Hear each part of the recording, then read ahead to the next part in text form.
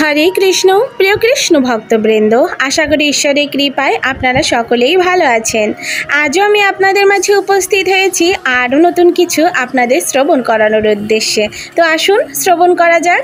ভগবান বিষ্ণু বা শ্রীকৃষ্ণের গায়ের রং নীল কেন? আসুন জেনে নেওয়া যাক। 7টি মূল রঙের মধ্যে নীল রং হলো শান্ত ও স্নিগ্ধতার প্রতীক। সমুদ্রের জলের রং নীল, যে সমুদ্রকে বলা হয় অসীম সমুদ্র।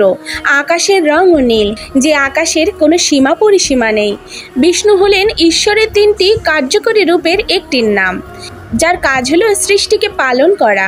কাউকে লালন পালন করতে হলে শান্ত ও স্নিগ্ধ হতে হয়।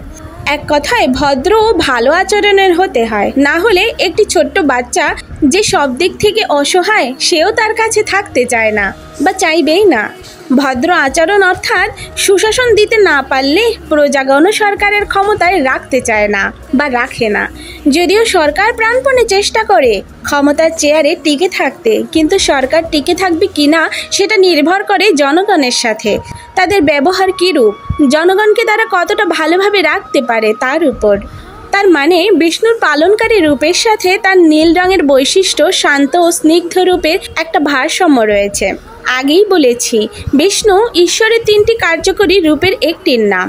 তার মানে বিষ্ণুই ঈশ্বর, আর ঈশ্বর যে সর্বত বিরাজমান সে কথা বলা আছে হিন্দু শাস্ত্রে।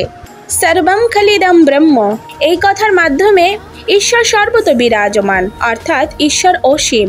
আবার নীল আকাশও অসীম, অর্থাৎ বিষ্ণুর গায়ের রং নীল দ্বারা ঈশ্বরের অসীমত্বকে বোঝায়, যার কোনো সীমা পরিসীমা বা লিমিটেশন নেই।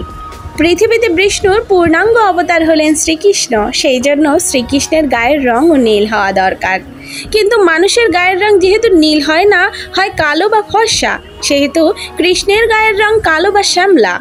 এই জন্যই কৃষ্ণের আরেক নাম শ্যাম। তাছাড়া কালো শব্দের সমর্থক শব্দও কৃষ্ণ। আবার পৃথিবীতে কালোই একমাত্র রং, যে রং অন্য সব রঙকে শোষণ বা আকর্ষণ করে। কৃষ্ণ শব্দের আধ্যাত্মিক অর্থ হলো আকর্ষণ করেন যিনি। মানুষ সাধারণভাবে ফর্সার ভক্ত, তাই যখন কেউ কৃষ্ণর মূর্তি তৈরি করে বা ছবি আঁকে, তখন অনেকেই তাকে কালো হিসেবে চিত্রিত না করে নীল হিসেবে চিত্রিত করে, যেহেতু শাস্ত্রীয় কারণে কৃষ্ণকে ফর্সা হিসেবে চিত্রিত করা যায় না। বিষ্ণু বা শ্রীকৃষ্ণের গায়ের রং নীল কেন? আশা করি আমি আপনাদের বিষয়টি বোঝাতে পেরেছি। জয় শ্রীকৃষ্ণ। রাধে রাধে। গোপলীলা কাহিনী এই চ্যানেলটির উদ্দেশ্য হলো আপনাদের হৃদয় কৃষ্ণ প্রেম ও ভক্তি জাগ্রত করা। আমাদের যে কোনো রকম ভুল ত্রুটি ক্ষমা সুন্দর দৃষ্টিতে দেখবেন, এবং এরকম আরও নিত্য নতুন কাহিনী শ্রবণ করার উদ্দেশ্যে আমাদের চ্যানেলটিকে সাবস্ক্রাইব করে আমাদের পাশে থাকবেন। রাধে রাধে।